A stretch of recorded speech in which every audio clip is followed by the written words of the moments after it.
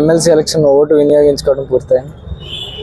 ప్రజల సమస్యల పట్ల ముఖ్యంగా ఉద్యోగులు స్టూడెంట్స్ పడుతున్న ఇబ్బందుల్ని గళమెత్తడానికి ఖచ్చితంగా ప్రభుత్వాన్ని ప్రశ్నించడానికి ఒక నాయకుడు కావాలి. కాబట్టి వాళ్ళు ఎవరైతే గళం విప్పగలరో వాళ్ళకి మా మద్దతు మా ఓటు ద్వారా తెలుపడం జరిగింది.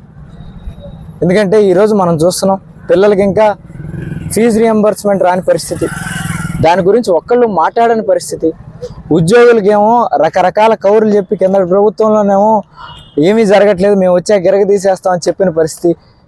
ఇప్పుడు ఉద్యోగుల పరిస్థితి చూస్తే 1వ తారీఖు కూడా జీతాలు రాని పరిస్థితి, 10వ తారీఖు ఇప్పుడు వచ్చే పరిస్థితి ఉంది.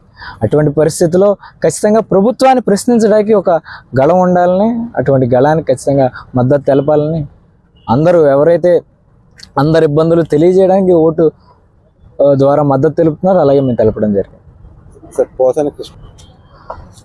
ఈరోజు మీరు చూస్తున్నారు అరెస్టులన్నీ ఎంత ఘోరంగా, ఎంత అంటే ఇటువంటి తీరు ఏనాడు జరగలేదు.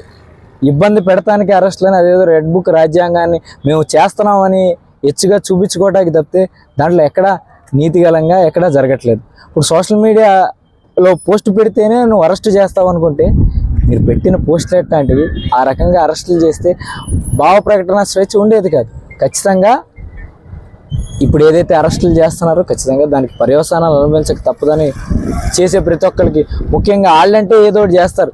అధికారులు ఏదైతే నీచంగా రూల్స్ దాటి అరెస్టులు మొదలెట్టారో ఖచ్చితంగా వాళ్ళకు కూడా ఇవన్నీ గుర్తుంచుకుంటాం, మర్చిపోం అనేది మాత్రం మీ అందరికి గుర్తు చేస్తాం.